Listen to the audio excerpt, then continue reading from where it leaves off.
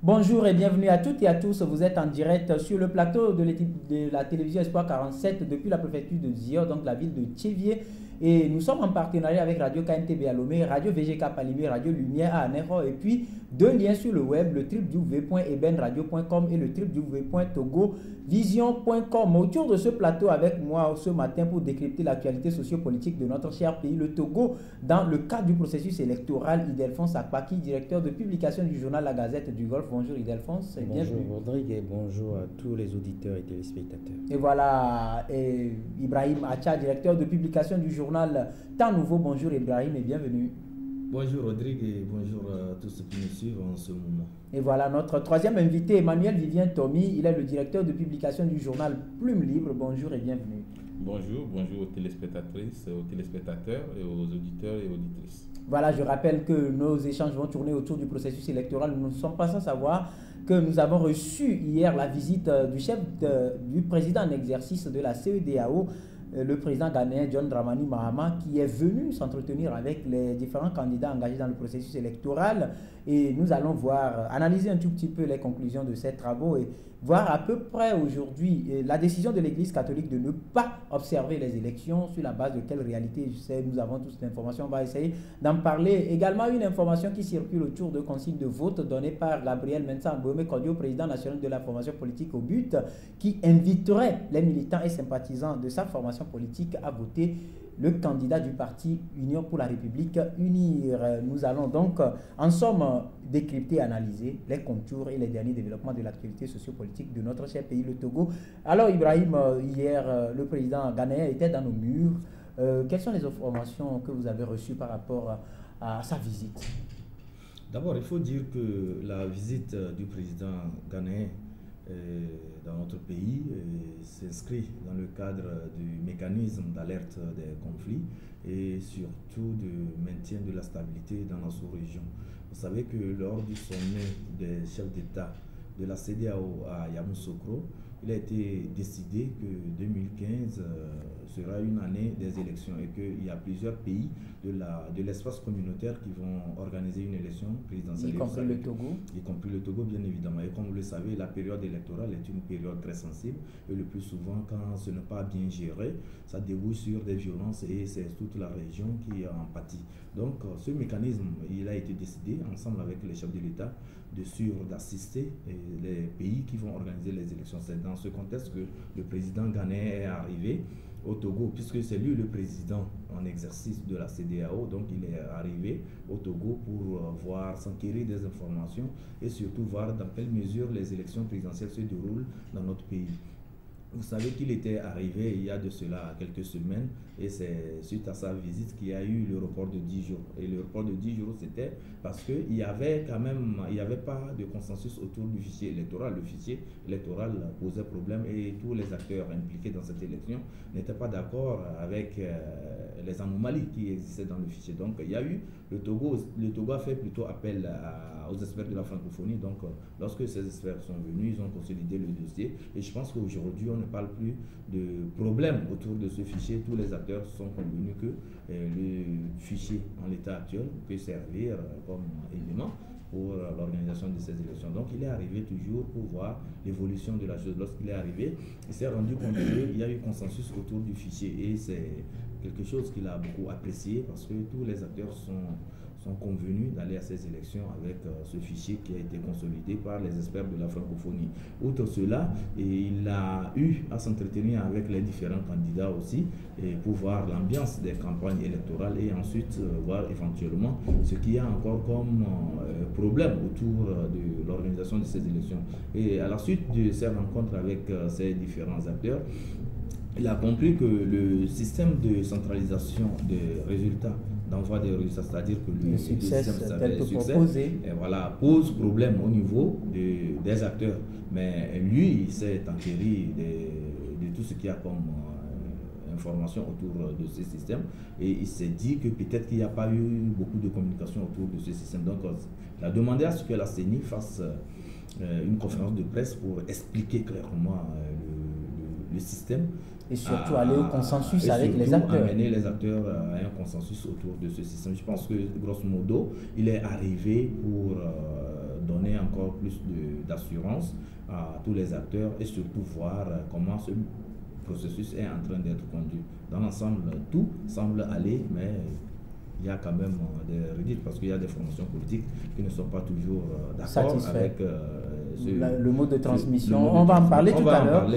Nous allons expliquer de long en large on va en parler. Je rappelle également que le président ghanéen a eu à s'adresser également à l'endroit de la presse togolaise, invitant à s'abstenir de proclamer les résultats avant ceux qui seront donnés par la CENI. Ceci étant, il a mis un accent particulier sur l'organe chargé d'organiser les élections, c'est la CENI. Donc c'est la CENI qui est habilitée à proclamer les résultats. Les journalistes, vous savez que nous ne sommes pas... Nous on le fera après la CENI. Oui, mais c'est lorsqu'on donne, on donne les résultats, nous relayons l'information. Nous ne fabriquons pas les résultats, donc il faut qu'on fasse extrêmement attention à toutes les velléités de semer la confusion dans le pays. Les journalistes ne proclament pas les résultats. C'est bien dit, je pense que depuis les formations que nous avons suivies en avant, disons dans le cadre de ces élections présidentielles, ça a été bien clair. Bien clair que les journalistes à sont limités dans un rôle donné. Voilà, Emmanuel Vivien Tomi, vous avez également suivi les conclusions de cette rencontre ou de cette visite du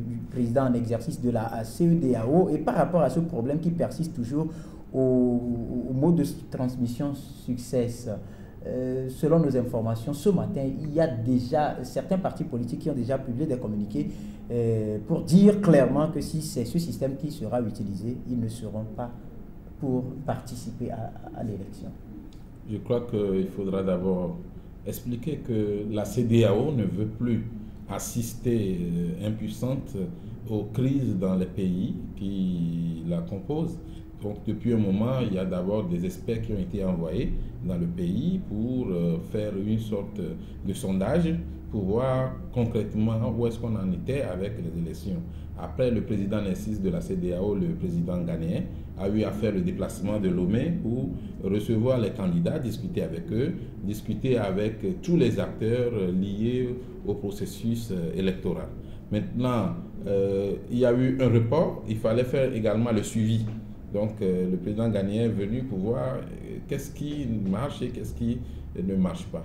En ce qui concerne le travail de la presse, nous avons été outillés au niveau national. Tous les journalistes savent que, même nous ne sommes pas des magiciens. N'inventons pas les résultats et tous les journalistes savent que les résultats que nous devons relayer sont les résultats donnés par la CENI. Ou si nous voulons faire sur place ou du direct, nous ne pouvons que relayer les résultats sortis par les CELI en prenant soin de préciser que ce sont des résultats provisoires. D'ailleurs, tous les résultats proclamés par la CENI sont des résultats provisoires. C'est la Cour constitutionnelle qui donne les résultats définitifs. C'est vrai aussi que par rapport à l'évolution des médias aujourd'hui et par rapport à ce que nous constatons à l'extérieur, on est tenté d'avoir vite les informations, de donner vite les résultats aux auditeurs, aux téléspectateurs. Mais il faut reconnaître aussi que dans certains pays, on compile vite les résultats. Contrairement au Togo où une fois on était même obligé. On en a vu récemment au Nigeria. Je crois que normalement, au plus une journée franche, déjà le 26. Après l'élection, on doit connaître les résultats. Mais ce qu'on constate, c'est qu'il y a vraiment un retard dans la compilation des résultats, ce qui fait que la presse, des fois, relaie les résultats partiels et certains se disent, bon, ça pourrait prêter à faire de petits calculs par rapport aux résultats proclamés dans les CENI et dans les bureaux de vote. Je le répète, les journalistes ne sont pas des sorciers ou des magiciens et personne ne peut inventer les résultats. Nous ne pouvons que nous en tenir aux résultats partiels proclamés par la CENI. Maintenant, en ce qui concerne le mode de transmission, moi je pense aussi que les acteurs politiques qui sont en compétition ne doivent pas faire du chantage.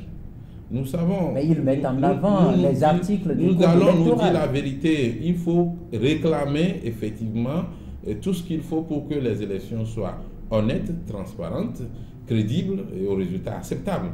Mais en même temps aussi, il ne faut pas faire du chantage. Et moi, je le répète, le jour où un candidat en compétition va dire « je ne participe plus à cette élection », il n'a qu'à remettre les 72 millions qu'il a encaissés à l'État.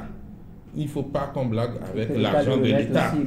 C'est l'argent du contribuable. Donc, le jour un candidat voudrait peut-être se retirer de la course, qu'il le sache, il va retourner les 72 millions à l'État et quitte à l'État d'étudier s'il faut lui retourner aussi les 20 millions de caution.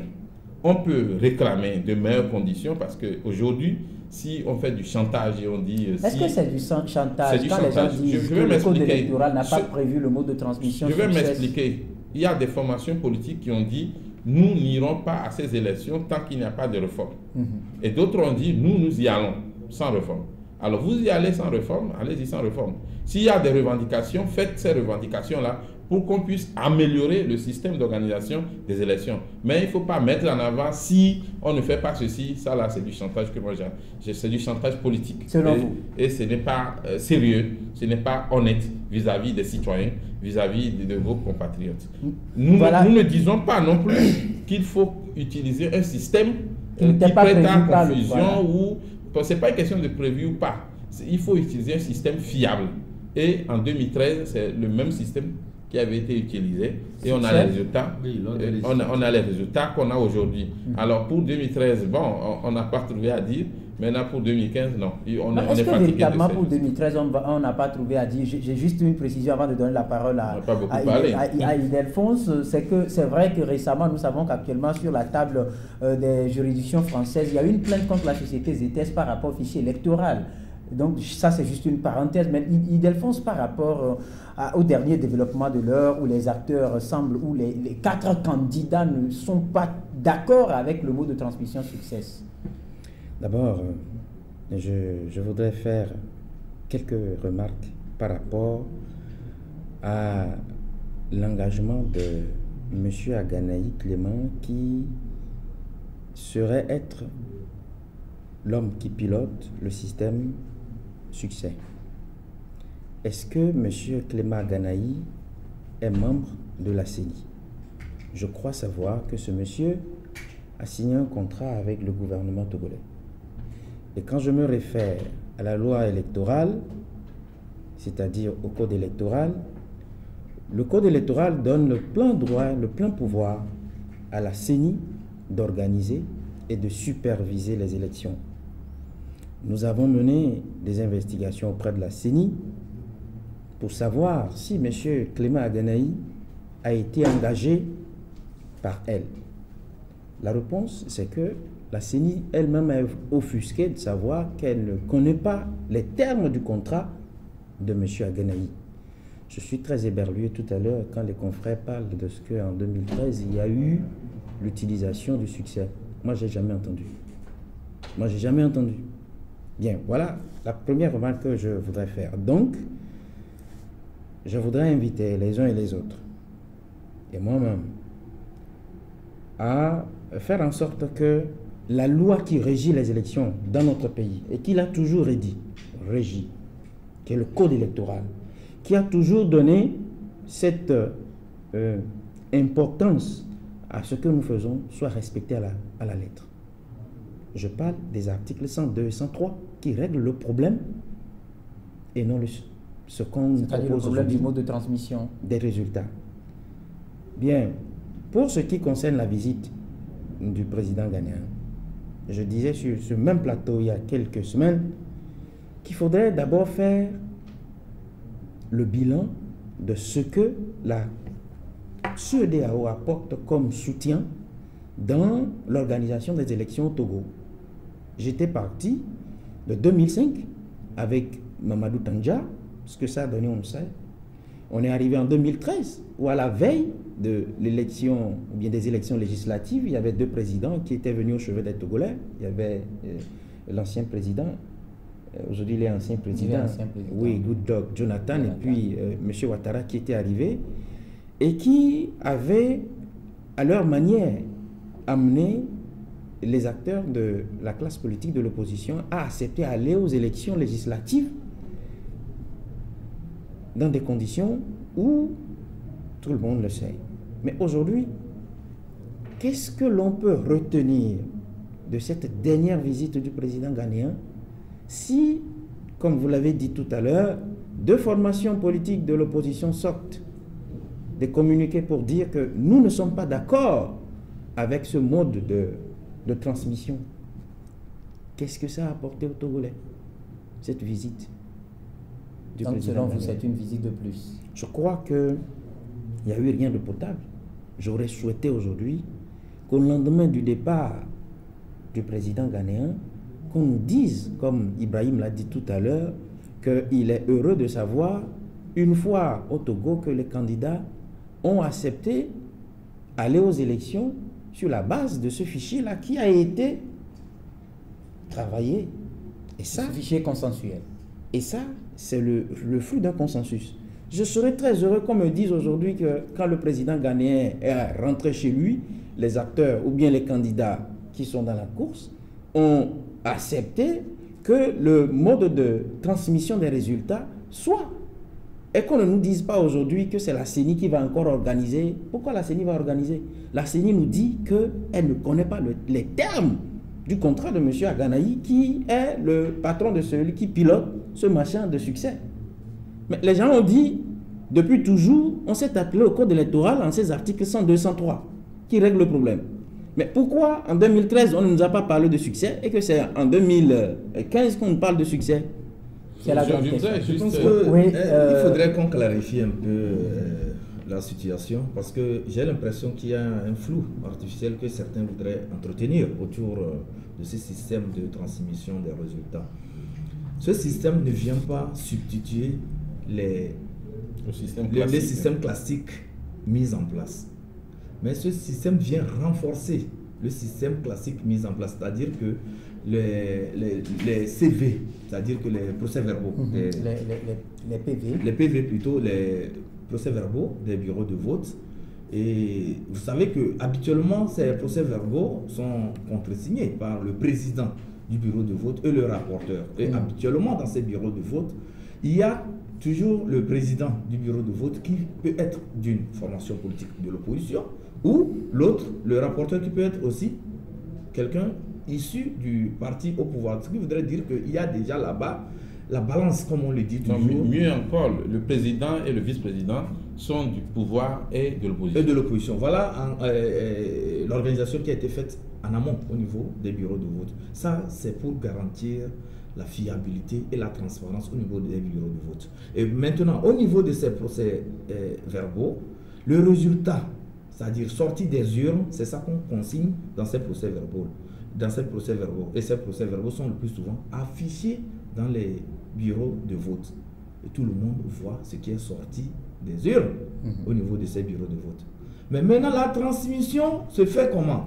C'est-à-dire que le papier solide va arriver au niveau de la CENI. Ça va arriver au niveau de la CENI. Mais vous savez que ça prend toujours du temps. Il y a toujours du retard. Donc maintenant, ils ont cherché une voie de contournement. Ce n'est pas pour effacer complètement l'envoi du papier solide, mais c'est que les résultats qui sont sur les procès-verbaux, c'est ça qu'on envoie par SMS, par fax ou bien par un appel vocal. Et tout ceci se fait devant le président et son rapporteur et le vice-président. Ce n'est pas quelqu'un d'autre qui vient et il prend, comment l'appelle-t-on là, des résultats sans l'aval du président et du rapporteur ou bien du vice-président et il les envoie comme ça. Non, ça se fait de concert avec tous les responsables de ces bureaux de vote. Ce qui voudrait dire que c'est un système d'envoi juste et pour que ça arrive vite au niveau de la CENI. Et vous savez, en 2010, il y a eu les élections présidentielles.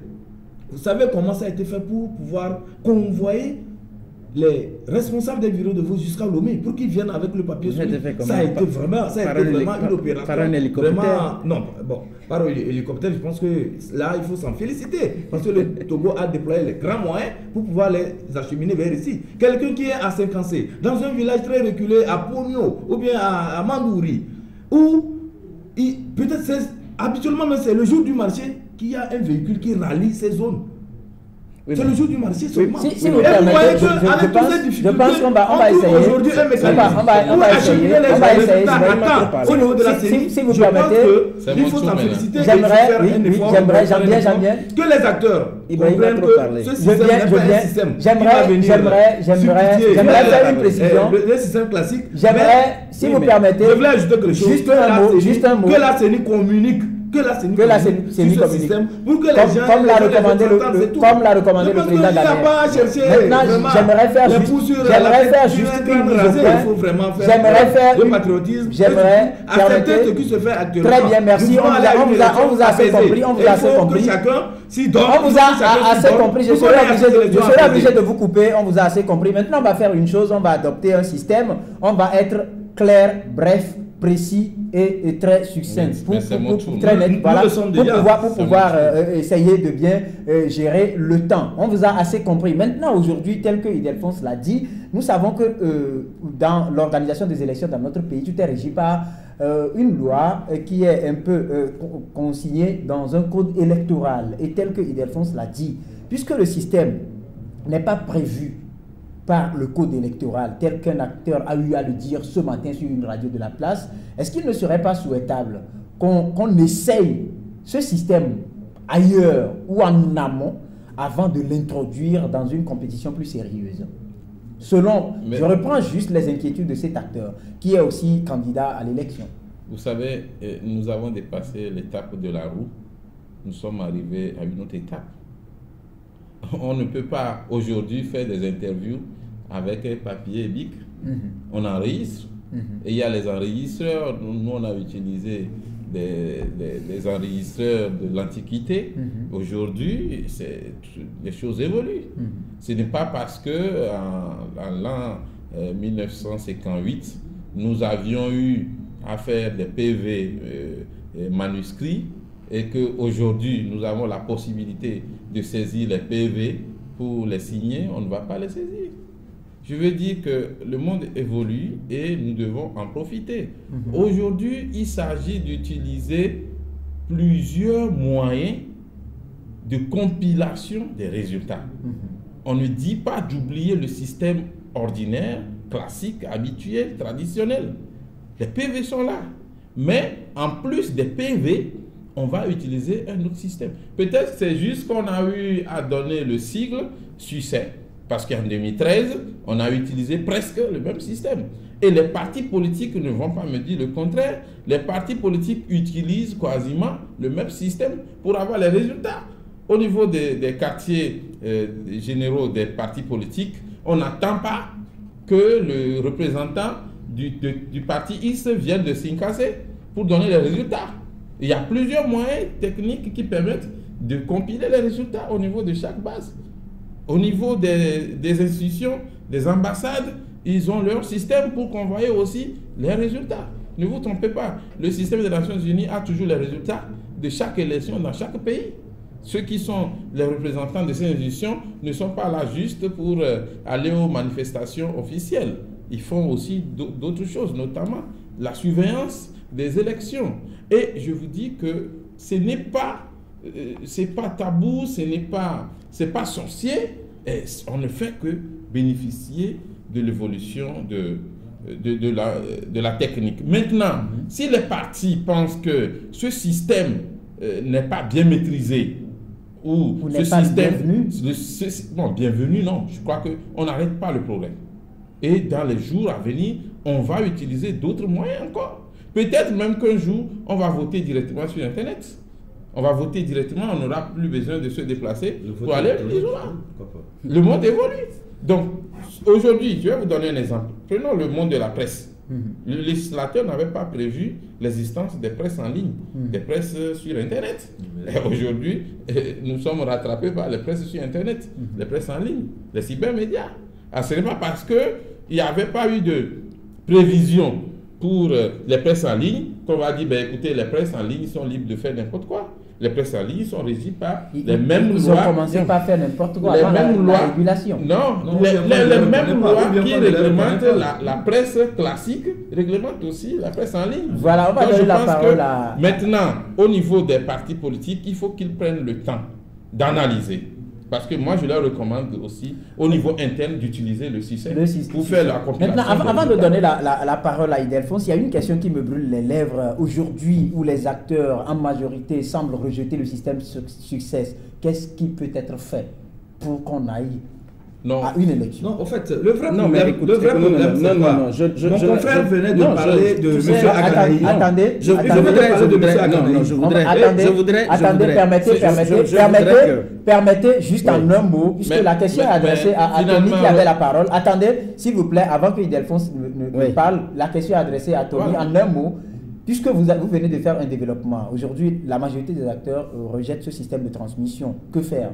Est-ce que c'est la majorité? Pas la majorité. Et la majorité par rapport à 5 quoi? candidats. Oui, et il y a au moins 3 qui disent il y a deux qui disent qu'ils ne sont pas d'accord. Permettez, ça c'est ma question. Oui.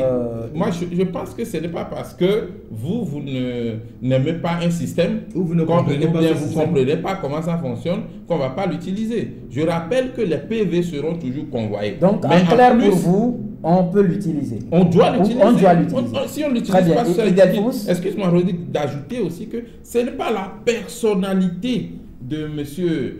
Aganaï qui est en jeu ici. Est-ce que le système est fiable? Est-ce que le système est crédible? C'est tout. C'est tout. Voilà, qui pilote, ça peut être n'importe qui. Ildefonse, vous voulez réagir? On parle aussi de personnel d'appui. Donc, allez-y, on recrute quelqu'un. Allez-y, Ildefonse. Ce n'est pas encore un problème. Mes premières réactions iront à votre endroit parce que c'est vous qui disposez de la police et je n'accepterai pas que mon confrère Ibrahim prenne, comme bon lui semble, la parole. Lui, il a tout à l'heure parlé en l'espace de quelques minutes. Quand nous avons essayé de brosser ce que nous avons annoncé. Vous avez été long. Hein? Et puis, très bien, on va y aller. J'ai assez compris et j'en prends acte. Et puis, je voudrais dire ceci. Qu'est-ce qui empêche le gouvernement togolais, quand il y a ce genre de compétition aux allures importantes, de mettre tous les acteurs dans le bain avant qu'on engage quelque chose? Je rappelle tout à l'heure que j'ai dit que en 2013, si éventuellement il y avait ce système, je suis sûr qu'aujourd'hui, ceux qui le discrédibilisent n'allaient pas le faire. Vous avez parlé tout à l'heure d'expliquer. Il fallait expliquer. Il fallait appeler les gens et leur dire que voilà, parce que tout à l'heure j'ai entendu le confrère Tony parler, il faut partir de la roue pour arriver quelque part. Oui, mais avant de faire tout cela, qu'est-ce qu'il faut faire? Il faut appeler les gens, il faut les rassurer, il faut leur dire que nous voulons partir de la roue pour aller loin. Mais vous ne le faites pas. Les gens sont surpris en cours de route et ils réagissent. Vous trouvez que leur réaction n'est pas la bienvenue. Et puis, l'exemple que Tony a donné tout à l'heure par rapport au fait que peut-être qu'on sera amené à voter sur Internet, souffrez que je dise d'abord qu'on prenne en compte les Togolais de la diaspora dans le fichier électoral d'abord. Souffrez d'abord. Et puis, je voudrais bien qu'on s'entende sur le minimum. Je ne parle pas de la personnalité de M. Clément Aganaï, mais j'ai dit tout à l'heure qu'au sein même de la CENI, on ne sait pas les termes de son contrat. Et il s'avère que c'est lui qu'on a placé là-bas.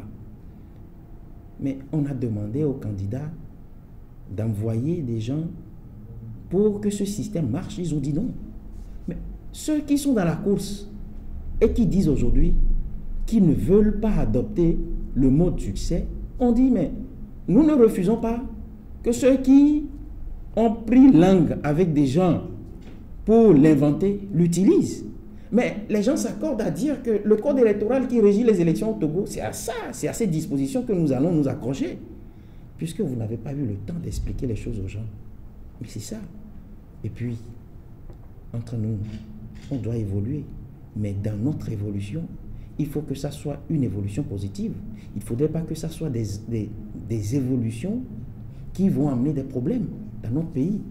Non, c'est de ça. Tout le monde parle de ce que l'élection présidentielle soit apaisée. Mais quand vous n'arrivez pas à garantir la transparence de ceux qui sont en course, comment voulez-vous qu'au lendemain de la proclamation des résultats, que les gens disent que cette élection-là a été transparente? C'est la grande question qu'il faut se poser. Très bien, on vous a assez compris. Je crois que les acteurs sont à pied d'œuvre, surtout avec la détermination de la CEDEAO qui a déjà par 2 fois visité le Togo. Peut-être on attend de voir d'ici vendredi ce qui sera fait pour que ce processus puisse aboutir. Mais bien avant, pour toujours accompagner le processus électoral, le président en exercice de la CEDEAO a été clair hier à la presse. Il y a au moins 100 observateurs de la CEDEAO qui vont observer, qui vont sillonner le territoire national. Il y a également des observateurs de l'Union économique et monétaire ouest-africaine, UEMOA, qui sont également là. Il y a d'autres observateurs, notamment ceux de l'Organisation internationale de la francophonie, et également les organisations de défense des droits de l'homme dans notre pays qui également se préparent à larguer ou à envoyer leurs observateurs sur le terrain. Maintenant, comme d'habitude, il y a les autorités morales incarnées par les églises au Togo qui également envoient leurs observateurs sur le terrain, mais sauf que la dernière fois, on a cru comprendre avec l'Église catholique que ce ne sera plus le cas cette année. Qu'est-ce que vous avez compris dans cette décision de l'Église? Il faut comprendre cela peut-être à 3 niveaux. Le premier niveau, c'est que l'Église catholique, vous savez que c'est une confession religieuse. Et cette confession religieuse ne fait que prier pour la paix dans notre pays, prier pour amener les Togolais à vivre en harmonie, prêcher la bonne nouvelle, prêcher l'évangile et donc l'amour du prochain pour que nous tous nous puissions aller vers notre Créateur en paix. C'est-à-dire aller au paradis, c'est ce que tout le monde souhaite, tout bon croyant souhaite.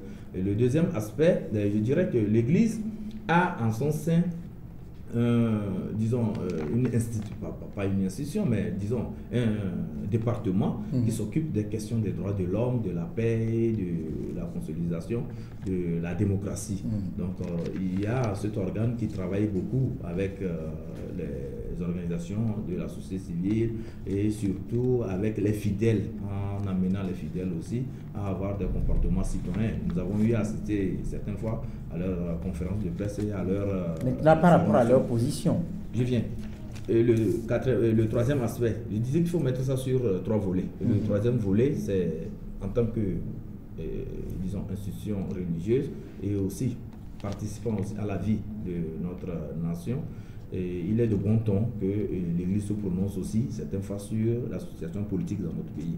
Donc cette année, l'Église n'a pas jugé, l'Église catholique bien évidemment, utile d'envoyer les observateurs. C'est peut-être pour la simple raison qu'il y a des signaux d'apaisement qui se dessinent déjà. Et les candidats aussi engagés dans cette course font montre de bonne volonté et font montre de consensus. Et chacun voit que ces élections se déroulent dans un calme vraiment olympien qui rassure tous les acteurs et qui rassure tous les citoyens. Et le deux aussi, c'est que peut-être pour envoyer aussi les observateurs, ça engage aussi les dépenses. Si l'Église, à l'état actuel, ne peut pas faire face à ces charges, je pense qu'il est de bon ton quand même que... Donc en clair, vous comprenez leur décision. Démarche. En clair, il faut dire que l'Église, en n'envoyant pas des observateurs, cela ne voudrait pas dire qu'elle n'est pas en train de prier pour de bonnes élections dans notre pays, ou bien qu'elle ne prend pas une part active dans ce processus. Très bien, on vous a assez compris. Maintenant, Emmanuel Vivien-Tomi, voilà la décision de l'Église, elle est là.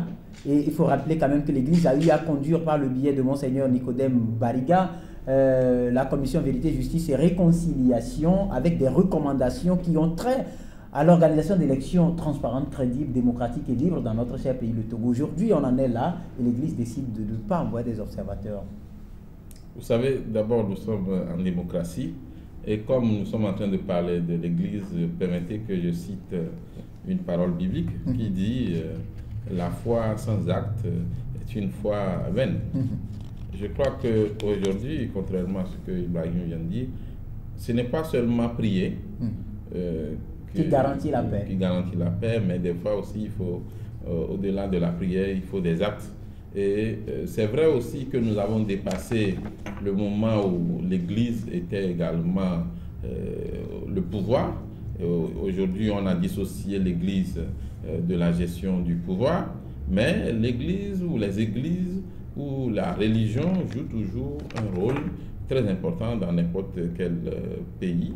Et au Togo, pour remonter un peu dans l'histoire, l'Église catholique, l'Église protestante dans le temps aujourd'hui, protestante presbytérienne, et les églises et même la religion musulmane, disons que les religieux avait joué un rôle très important dans le processus démocratique toujours en cours dans notre pays. Vous vous souvenez sans doute de la conférence nationale souveraine. Vous vous souvenez aussi des différentes missions, des dialogues, des accords, et puis aussi de l'éveil ou des appels lancés, des déclarations faites pour rappeler à l'ordre, pour faire effectivement, pour jouer aussi leur part dans la résolution de certaines crises. Donc l'Église est présente dans la vie politique et contrairement à ce qu'on pourrait penser, aucune église ne peut se passer de la politique. Et quand on parle des églises comme l'église catholique est une institution très forte, bien organisée, très riche aussi. Mon frère va le permettre, ils sont très riches. Donc, l'observation ne coûte rien du tout en termes financiers à l'Église catholique. Parce qu'il y a déjà une large couverture du territoire national par l'Église catholique. Puis, si l'Église catholique du Togo ne peut pas faire face aux dépenses, elle fera appel certainement au Vatican. Alors, aujourd'hui, les décisions qui ont poussé l'Église catholique à s'abstenir d'observer les élections ont été libellées par l'Église elle-même. L'Église dit qu'elle a eu à faire des recommandations, elle a eu à faire des rapports qu'elle a donnés au gouvernement. Ces rapports n'ont pas été publiés et ça n'a pas eu d'effet donc ça n'a pas été respecté. Elle ne trouve pas tellement l'importance de faire encore une observation et de faire des rapports avec des recommandations qui ne seront pas, dont on ne va pas tenir compte. Mais là, je dis à l'Église que le rôle d'une mission d'observation, ce n'est pas seulement de remettre le rapport au gouvernement et d'attendre que le gouvernement publie le rapport. Quand vous êtes une mission d'observation d'élection, vous êtes libre de publier votre rapport. Sauf si vous jugez qu'en publiant ce rapport, ça peut mettre en péril la paix civile. Là, c'est autre chose. Peut-être qu'il y a des contre-vérités. Voilà, c'est une décision interne. Alors, il n'appartient pas au gouvernement de publier tous les rapports des observateurs des élections. Autrement, le gouvernement va se dévier carrément de sa mission, puisqu'il y a des recommandations qui touchent aussi bien le gouvernement que les partis politiques et d'autres démembrements, y compris même la presse. Et la société civile. Vous vous souvenez qu'en 2007, la presse a été félicitée par beaucoup d'institutions, notamment des observateurs, pour son travail qui a été professionnel et pour son accompagnement du processus. Aujourd'hui, l'Église catholique, qui est responsable, doit prendre ses mesures.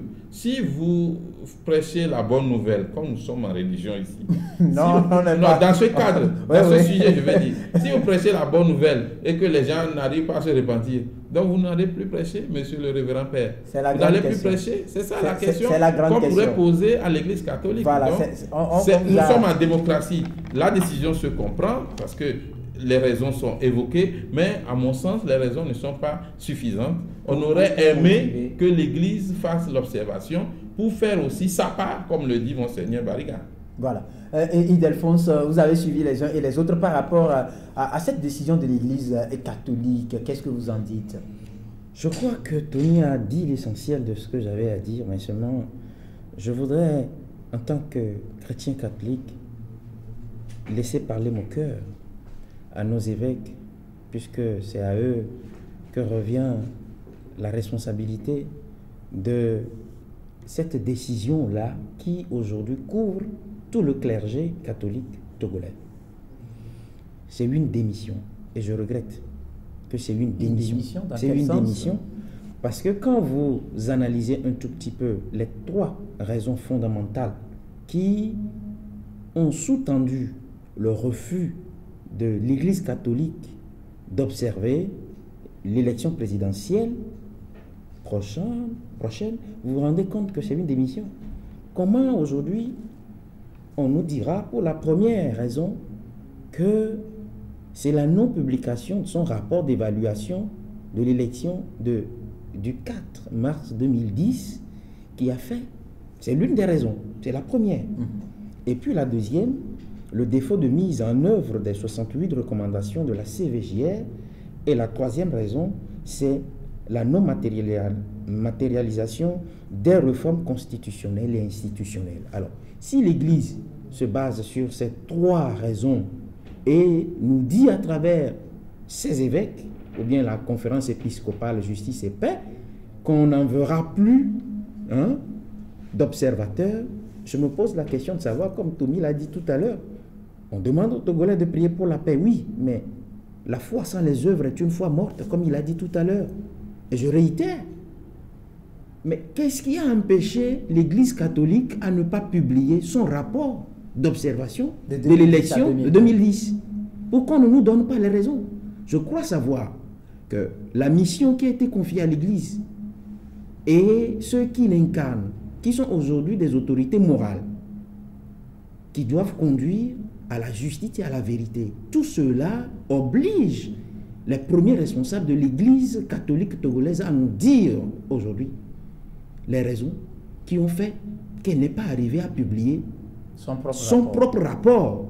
Et aujourd'hui, on trouve que c'est le fait qu'on n'a pas pu le faire qu'on décide maintenant de ne plus le faire. Entre l'Église, dites-moi, entre l'Église et une formation politique, qui est-ce qu'on peut croire? Si tant est que ceux qui aujourd'hui incarnent l'Église catholique, à travers les évêques qu'on nous appelle ou qu'on qualifie de représentants de Dieu sur la terre, entre ces deux-là, ces deux entités, laquelle je prendrai? Moi, je prends l'Église. Bien évidemment. Non, mais vous envoyez trop de questions. Oui, là. Maintenant, qui s'adresse finalement à ces questions? Il en a envoyé. Il en envoie certainement. Je suis offusqué. Quand j'ai appris ça, j'étais très offusqué. Mais rendez-vous compte que dans certains pays africains, ce sont les évêques qui se lèvent, qui parlent ouvertement et qui disent, mais Monsieur le Président, la constitution de notre pays dit que vous avez juste 2 mandats à faire et vous partez. Je cite Monseigneur le cardinal Toumi du Cameroun, Monseigneur le cardinal Zungrana du Burkina Faso, Monseigneur Antoine Gaye du Bénin, Monseigneur Ouedraogo Philippe du Burkina Faso. C'est des gens.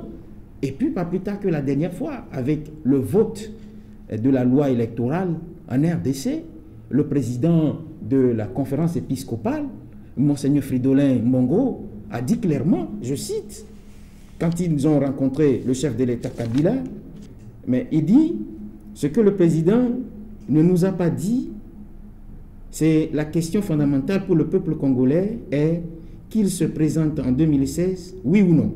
Le fait qu'il ne dit rien, ça nous inquiète. Et nous pensons que le peuple doit maintenir la vigilance. Il est allé loin en disant, le pouvoir a joué deux cartes dans le but de se maintenir au pouvoir. La première carte, c'est la tentative de changement constitutionnel. La deuxième carte, c'est jouer à la prolongation. Mais dans tous les cas, il serait plutôt sage de la part du président de la République de sortir par la grande porte. Et la grande porte, c'est je termine mon mandat et je m'en vais. Je crois que le peuple congolais lui sera reconnaissant. Est-ce que vous avez vu un évêque togolais avoir le courage de dire ce genre de choses? On attend de voir, puisqu'il n'est jamais trop tard. Non, mais je termine. Puisque la doctrine de l'Église catholique recommande à ce que les évêques et les prêtres qui parlent à leurs fidèles d'un chrétien ou bien du rôle du chrétien dans la cité, la doctrine de l'Église catholique leur recommande, parce que si nous n'arrivons pas à avoir confiance à ceux qui ont organisé ces élections-là, nous aurons au moins confiance en ces religieux qui sont les représentants de Dieu sur la terre, s'ils le sont vraiment. Voilà, nous avons assez compris. Maintenant, ma question serait, à qui veut la prendre? Est-ce qu'on doit lire dans cette décision de l'Église aujourd'hui des inquiétudes par rapport à la course qui est menée actuellement, ou un appel peut-être au boycott des fidèles de l'Église catholique? À qui veut la prendre? Il n'y a pas eu de consigne donnée par l'Église. Non, c'est pour ça que j'ai dit, est-ce qu'on doit lire? Non, on ne doit pas lire. Je ne pense pas qu'on doit lire qu'il y a une inquiétude au niveau des élections, puisque les raisons évoquées par l'Église ne parlent pas des élections, de l'organisation de ces élections, ou bien du mécanisme mis en place pour la transparence et la fiabilité de ces élections. L'Église a, selon ce que mon confrère Tommy et mon grand frère et ami Delphonse venaient de dire, a énuméré les raisons pour lesquelles elle ne veut pas envoyer d'observateurs. C'est notamment la publication du rapport d'observation et aussi les recommandations de la CVJR qui ne sont pas... Maintenant, selon vous, en clair, on ne doit pas... En clair, c'est qu'on ne doit pas avoir peur de ce qui se fait. Vous savez que l'Église aussi a évolué, parce que par le passé, on a eu une Église qui s'était acoquinée à une classe politique, et ça a créé les conséquences que nous avons vues dans notre pays. Aujourd'hui, si l'Église a évolué dans sa mentalité, en ne voulant plus s'aligner des règles que ce soit, et dire seulement ce qu'est la vérité et voir l'intérêt supérieur de la nation, je pense qu'il faut s'en féliciter. Et maintenant, si l'Église dit qu'elle ne peut pas envoyer d'observateurs, nous disons qu'elle est quand même, ça, et permettez-moi, je ne suis pas à la place des évêques, mais je dis que les signaux de transparence, les signaux d'apaisement que nous avons, ça les rassure. Ça les rassure, et qu'il n'y a pas péril en la Sauf demeure. S'il y avait péril en la demeure, je pense que l'Église allait se lever très tôt, parce que l'Église n'allait pas cautionner un drame qui se joue, ou bien assister impuissante face à un drame qui se joue dans notre pays. Ce qu'il n'y a pas péril en la demeure, c'est que tout se passe normalement. Je pense que l'Église... Voilà. Maintenant, l'autre question à poser à Emmanuel Vivien Thomy, en tout cas, ça c'est mon avis, peut-être que les faits sont liés. On a vu l'Église se prononcer dans l'affaire des incendies des marchés du Togo. On a vu l'Église se prononcer par rapport à la question des réformes institutionnelles et constitutionnelles, sortir par 2 fois pour attirer l'attention des acteurs politiques. Et aujourd'hui, quand on se réfère à ces 3 arguments avancés par l'Église, est-ce que forcément il n'y a pas des non-dits? Il y a beaucoup de non-dits, ça c'est clair. Le mot, en fait, c'est démission, et le deuxième mot, c'est déception. Déception de la part de l'Église. L'Église dit, d'une façon indirecte, mais tout cela pourquoi? Puisque avant les élections, l'Église a appelé à la nécessité de faire les réformes avant les élections. L'Église n'a pas été écoutée. L'Église est déçue. En même temps, l'Église déçoit. Elle-même déçoit. L'Église aussi déçoit. Déjà à son absence, et surtout aussi ce communiqué qui ne convainc pas. Et puis ce silence aussi est une déception. Déception pour les acteurs politiques, déception pour le peuple, déception pour les fidèles. Et aujourd'hui, je crois que l'Église veut peut-être montrer comme un parent qui est fâché dans une maison. Après avoir fait les remarques plusieurs fois aux enfants, le parent se tait. Et puis dit que je ne parlerai plus jamais de mes enfants. Je vais les regarder. Que va devenir la maison? Mais la question qu'on pourrait poser effectivement au clergé, est-ce que c'est la solution? Si tu as prêché et on ne t'a pas écouté, est-ce qu'il faut se taire? Dans la Bible, je crois, on dit en anglais, try again. Tu dois essayer encore. Tu dois continuer. Donc, ne pas observer, ce n'est pas la solution.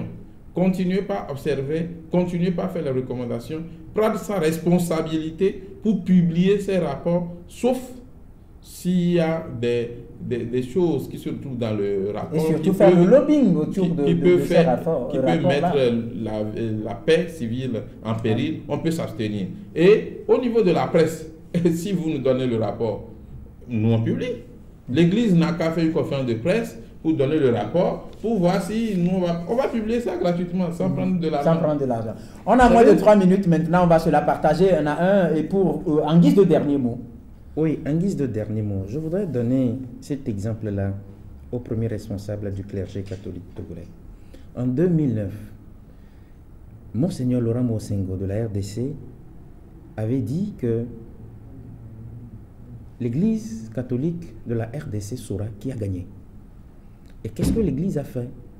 L'Église, comme d'habitude, a posté des observateurs dans les bureaux de vote en RDC. Et c'est à partir de ces résultats-là que Monseigneur Mosengo a dit à Joseph Kabila, vous n'avez pas gagné les élections. Vous savez, ce bras de fer qu'il y a aujourd'hui en RDC entre l'Église catholique et le chef de l'État, c'est parce que justement l'Église à l'épreuve. Contrairement à ce qui se passe au Togo, où on a comme l'impression que ceux qui sont les premiers responsables de l'Église catholique se sont acoquinés avec ceux qui oppressent ce peuple. Mais on a comme l'impression, moi je dirais, ou bien j'ajouterais, que c'est la peur et la lâcheté de l'Église catholique. Point final. Ibrahim, en guise de dernier mot. Nous savons l'Église catholique très en tout cas qui ne badine pas avec les questions de paix, qui ne badine pas avec les questions de droits de l'homme, qui ne badine pas avec les questions de démocratie et surtout du mieux-être des populations. S'il y a un drame qui se joue, je pense que cette église est responsable, elle allait se lever très tôt et prévenir en amont tout ce qui pouvait faire basculer le pays dans le chaos. Actuellement, les signaux que l'église a, c'est que c'est de bons signaux et je pense que c'est pour cela qu'elle ne veut pas quand même rentrer dans le jeu d'une classe politicienne qui cherche toujours à jeter l'anathème sur ce processus que le gouvernement et que le peuple togolais veut crédible, transparent, démocratique. Voilà, Emmanuel Vivien Tomi. Oui, foi de chrétien, nous devons dire la vérité au clergé. Vous avez échoué. Vous avez failli à votre mission. Je suis désolé, vous avez démissionné et vous avez déçu. Vous avez déçu parce que l'Église, c'est aussi l'opposition. L'Église, c'est aussi le parti au pouvoir. L'Église, c'est aussi ceux qui sont neutres, ni du pouvoir, ni de l'opposition. Aujourd'hui, il ne s'agit pas de prendre une décision qui, effectivement, fasse du mal plus que du bien au peuple. Et ça, je crois que l'Église catholique ne doit pas recommencer. Pour les prochaines élections, il faut prendre toutes les dispositions pour faire une observation. L'Église catholique a sa place. Nous n'avons rien contre les responsables de l'Église catholique, mais quand il y a la vérité, comme le dit la Bible, il faut dire la vérité, quitte à en subir même les conséquences. Je souhaite effectivement que tout soit mis en œuvre. Nous sommes à quelques jours des élections. Les forces de l'ordre et les militaires vont voter demain.